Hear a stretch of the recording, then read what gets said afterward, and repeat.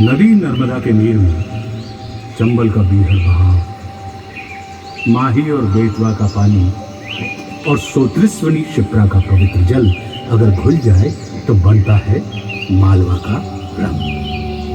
कालिदास की कविता में भर्तहरि का दर्शन, आर्यभट्ट की गणित और वारहमेर का ज्योतिष मिला दें तो बनता है मालवा का ढंग।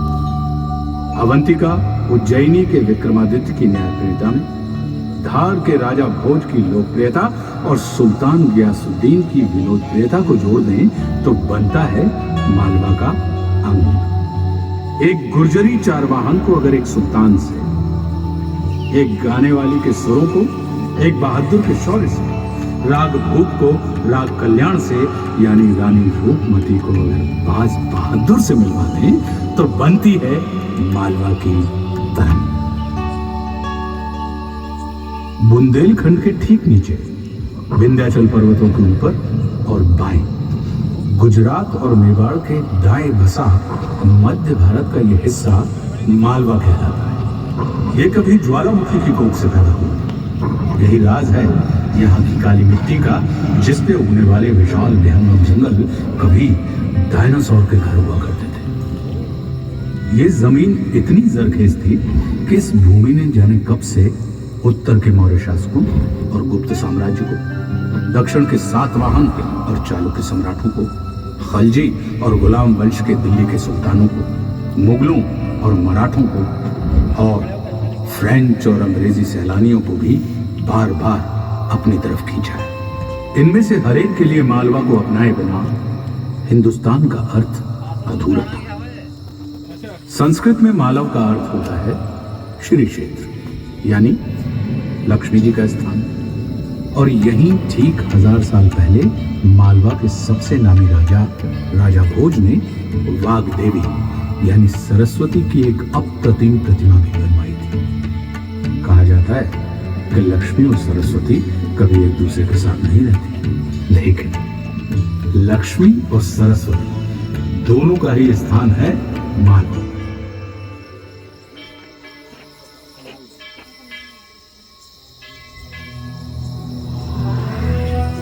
कोई नगर, कोई कोट, पूरे मालवा में अपनी सुंदरता, अपने स्थापत्य, अपनी संस्कृति, अपने संस्कारों, अपने संगीत और अपनी शामों के लिए अगर जाना जाता है तो वो है मांडू। एक गर्वीले ऊंचे पठार से 1000 फुट नीचे नर्मदा की अप्रतिम हरी भरी घाटी को निहारते तालाबों, झीलों, महलों, मंडपों, मकबरों, मस्जिदों से सजी पत्थर पर तराशी एक खूबसूरत कविता का नाम है मांडू।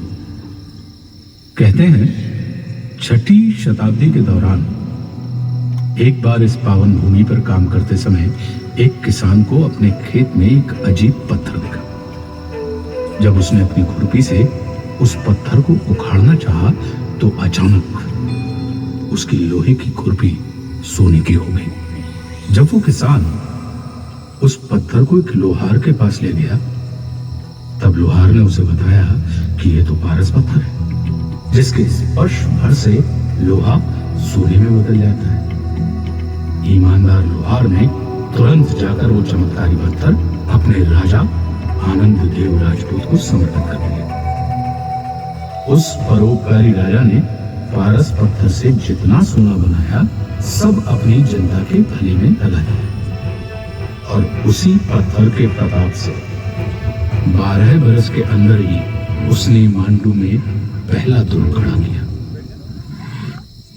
8वीं शताब्दी में मांडू का किला भारत का सबसे बड़ा कोट था, और आज भी यह भारत का तीसरा सबसे बड़ा दुर्ग है, जिसकी दीवारों का दायरा 85 किलोमीटर तक फैला हुआ है और पूरा इलाका 75 वर्ग किलोमीटर से भी ज्यादा है। और यहाँ की मिट्टी आज भी सोना उगलती है।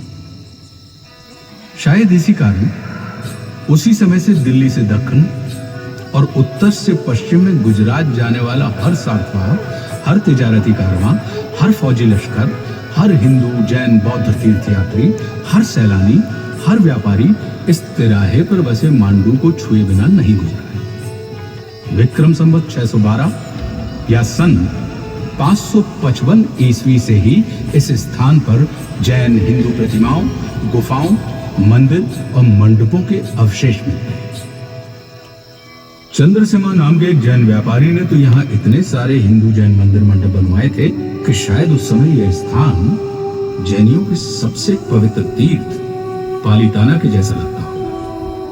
वो ध्वज, वो मंदिर, वो मंडप भले ही वक्त के साथ मिट गए, पर उन मंडपों से मिला हुआ नाम मंडप दुर्ग भी मांडव से बदलते हुए आज मांडू के नाम से मशहूर है।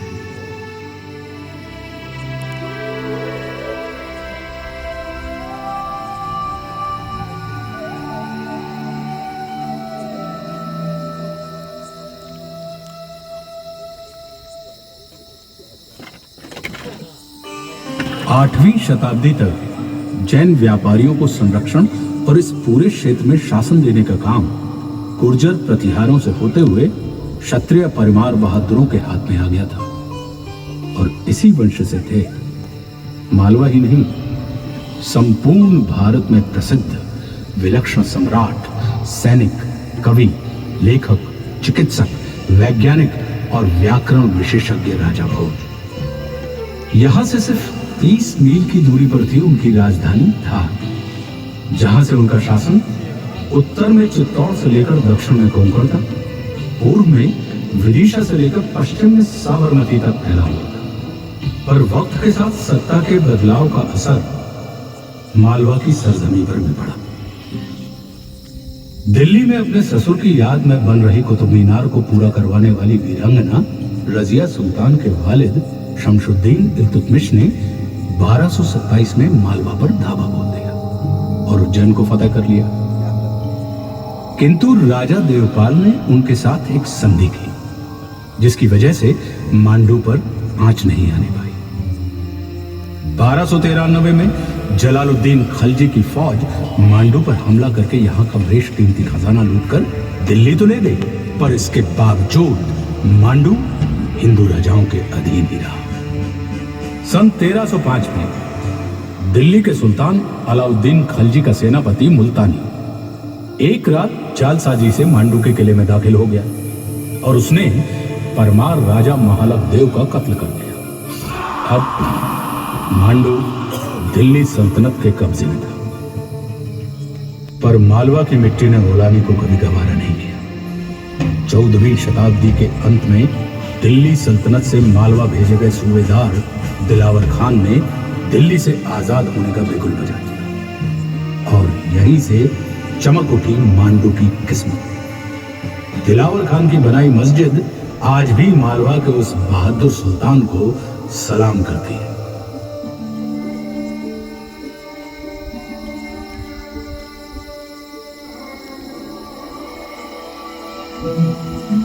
दिलावर खान के बेटे होशंग शाह ने गद्दी संभालते ही मांडू को मालवा की राजधानी बना दिया और अब होशंग शाह ने मांडू की खूबसूरती में चार चांद लगाने का आला काम शुरू कर दिया। होशंग शाह ने मांडू किले की दीवार को और मजबूत बनाने, नए दरवाजे खड़े करने, जामा मस्जिद, मदरसे, तालाब, बावड़ियां, बागान और अपने लिए एक संगे मरमर का ऐसा मकबरा बनवाने का काम किया जो आगे चलकर दुनिया के सबसे नामचीन मकबरे ताजमहल के लिए प्रेरणा बना। अब तक मांडू को एक नया नाम मिल चुका था, शादियाबाद, यानी खुशियों का शहर, आनंद की नगरी। खुशियों का यह शहर हर इंसान को खुशियां बांटता था, फिर वो चाहे हिंदू हो, मुसलमान हो या कोई सूफी। होशंग शाह के बाद उनके बेटे ने ताज तो पहना, पर असल में मांडू की गद्दी संभाली महमूद खलजी ने। 1436 में मांडू में तख्ते नशीन होते ही महमूद खलजी ने अपने सल्तनत की सीमाएं बूंदी, कोटा, रणथंभौर से लेकर दक्कन तक और गुजरात से लेकर दिल्ली तक फैलाने शुरू कर दी। उनके वक्त में मांडू ने अदब और तमीरात में ऐसी तरक्की की कि मांडू की मिसाल शिराज और समरकंद के साथ दी जाने लगी। दूर दूर के देशों से राजदूत अब मांडू भेजे गए, जिनमें तैमूर के खानदानी और मिस्र के खलीफाओं के नुमाइंदे भी चले गए, जो तमाम तरह के मलमल के साथ, जैसे अरबी घोड़ों, परिंदों, गाने नाचने वाली रक्कासाओं, गुलामों और फारसी बोलने वाली मैनाओं का तोहफा लेकर मांडू के दरबार में हाजिर हुए। पर वक्त के साथ ना तो ये समा रहा और ना रहे सुल्तान महमूद खलजी। 16वीं शताब्दी के मध्य में एक बार फिर मांडू की कहानी में एक नया मोड़ और एक नया नायक। हुमायूं और शेर शाह सूर के बीच चल रहे बैर के दौरान दोनों ने ही मांडू पर अपना अपना परचम फहराया और यहां डेरा भी जमाया। 1542 में जब शेर शाह सूर सल्तनत पर काबिज हुए तो उन्होंने शुजा खान को अपना नायब सूबेदार बनाकर मांडू भेजा। शुजा खान के बाद उनका बेटा मलिक बहजाद मांडू की गद्दी पर आया। उसकी तलवार की झंकार ही नहीं, उसकी गायकी की लयकार के भी नहीं चर्चे थे। वो तेजी से अपने मुखालिफ लश्करों पर बाज की तरह झपटता था, इसलिए लोगों ने उसका नाम भी रख दिया बाज बहादुर।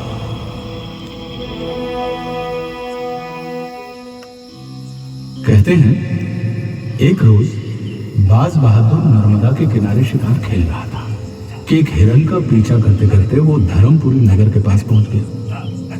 पर वहां उसने एक ऐसी आवाज सुनी जिसके जादू से वो हिरन को भी भूल गया। आवाज का पीछा करते हुए जब वो आगे बढ़ा तो एक बरगद के नीचे उसने देखा कि एक रूपसी गुर्जरी राग तोड़ी का एक नया रूप गा रही थी, जिसमें पंचम स्वर नहीं था। बाज बहादुर भी उस सुंदरी के सामने उसी तरह ठगा सा खड़ा हो गया जैसे बहुत से परिंदे और चरिंदे, और वो हिरन भी मुग्ध होकर उस रूपसी का मधुर गान सुन रहा था। जब उस रूपमती गुर्जरी की नजर बाज बहादुर पर पड़ी तो वो भी उसके रूप पर मोहित हो गई। बाज, हम अपने दिल से विवश हैं। ये दिल आपसे प्रेम करता है और माँ रेवा की अर्चना। आपके पास आते हैं तो नित्य प्रभात माँ के दर्शन से वंचित रह जाएंगे, और अगर नहीं आते तो इसमें क्या मुश्किल है, हम अभी इसे हल किए देते हैं। रेवा कुंड का निर्माण किया जाएगा। कृत्रिम जल मार्ग से होते हुए मां रेवा का जल आपके निवास तक पहुंचेगा। यूं आप मां रेवा के दर्शन कर पाएंगी और हम आपके।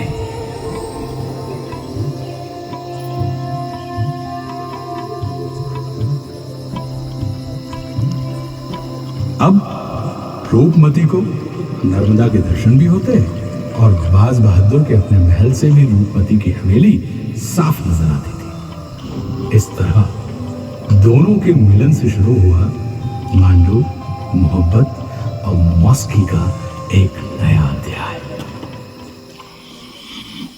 मगर मोहब्बत का ये राह फतेहपुर सीकरी में बैठे बादशाह अकबर को रासना है।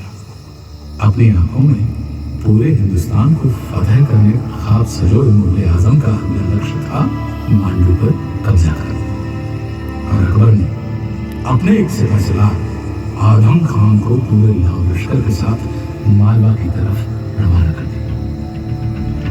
हम मांडू जाएंगे सिर्फ इसलिए नहीं कि वो एक दारुल सल्तनत है, बल्कि इसलिए भी कि वहां है हुस्न का कोहिनूर, नाम है रूपमती। सुना है जिस नफासत से उसका रूप तराशा गया है, उतनी ही नजाकत भरी अल्लाह ने उसे आवाज बख्शी है। हम इस दीदार को बेदाम हैं। उसने सीधे आकर अपना डेरा जमाया सारंगपुर। खबर मिलते ही रूपमती ने पूरे रस्म रिवाज के साथ बख्तरबंद पहनाकर कवच से सजाकर अपने वीर बाज बहादुर को युद्ध के लिए रवाना किया।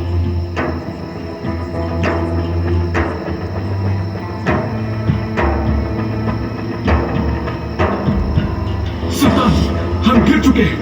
मैं मोर्चा संभालता हूं, आप मेवाड़ की ओर कूच करिए।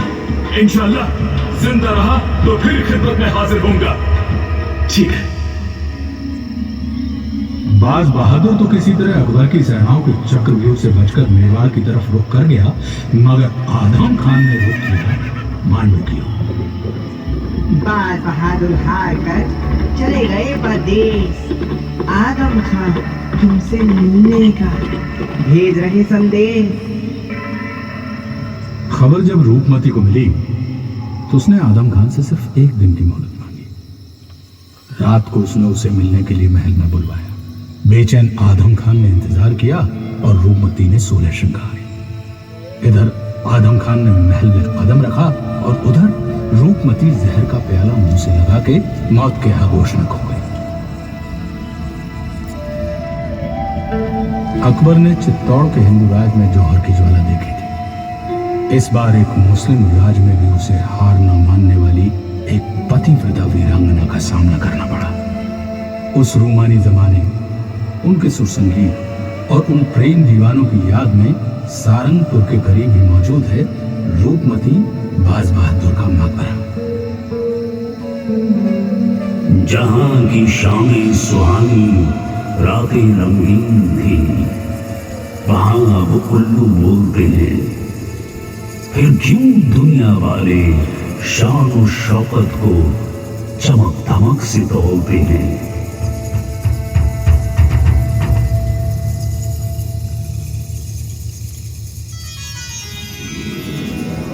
ये कहने वाले अकबर को क्या पता था कि कोई और नहीं, खुद उनका बेटा जहांगीर मांडू पर ऐसा फिदा होगा कि वो बार बार यहाँ आएगा और महीनों महीनों यही बिताएगा। जहांगीर खुद लिखते हैं कि 14वीं शाबान यानी शबे बारात की रात मांडू में जितनी हसीन थी उतनी मैंने कहीं नहीं देखी। तालाब के किनारे नूरजहां बेगम का महल ऐसी रोशनियों, आतिशदानों और फानूसों से सजा था कि लगता था पानी पे एक आग सी तैर रही हो। सन 1617 में जब जहांगीर 7 महीनों के लिए मांडू आए तो लंदन से अपने दरबार में आए बरतानियों के राजदूत सर थॉमस रॉ को भी अपने साथ मांडू ले आए थे। यही पहली दूसरी सितंबर की रात उनकी 45वीं सालगिरह मनाई गई थी, जिसमें शरीक होने के लिए वली अहद शाहजहां भी दक्कन से मांडू आए थे। मांडू में मनाई गई जहांगीर की जन्मदिन की कहानी थॉमस रो ने कुछ यूं बयान की है। बादशाह सलाम सोने की तख्त पर नुमाए थे, जिस पर बेहिसाब हीरे जवाहरात जड़े थे। फिर उन्हें एक सोने के तराजू में बिठा के उन्हें 6 बार चांदी से तौला गया और फिर एक एक बार सोने की डेरियों, जवाहरातों की बोरियों, जरी के रेशमी कपड़ों, कीमखाब के जोड़ों, सूती लिबासों, बेशकीमती मेवों, मसालों और अनाज। फिर सारी चांदी गरीब गुरबों में तकसीम कर दी गई और बाकी सब और कीमती सामान ब्राह्मण को दान में दे दी गई। इसके बाद जहांपनाह ने अपने हाथों से सोने चांदी के पत्थर से जड़े मेवों अपने अमीरी दरबारियों में फेंकने शुरू कर दिए। सब तरफ अफरा तफरी मची थी और हर कोई उन्हें ढूंढ रहा था।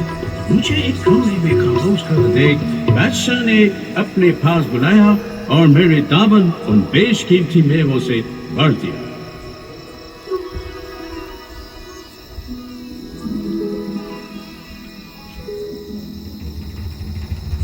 ये तो वक्त था दिल्ली सुल्तान जहांगीर का, लेकिन आहिस्ता आहिस्ता दिल्ली का दबदबा ही खत्म होने लगा और मांडू को मराठों ने जीतकर अपना बना लिया।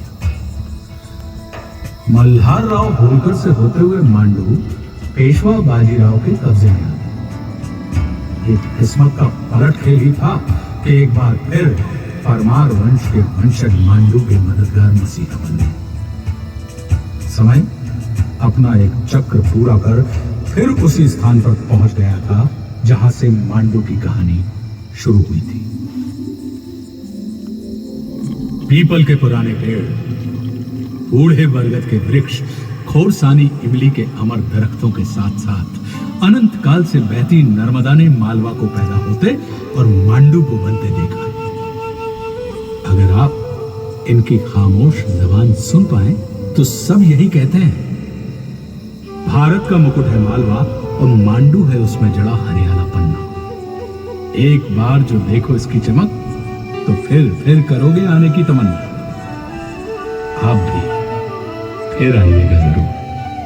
हिंदुस्तान का दिल आपका इंतजार करेगा।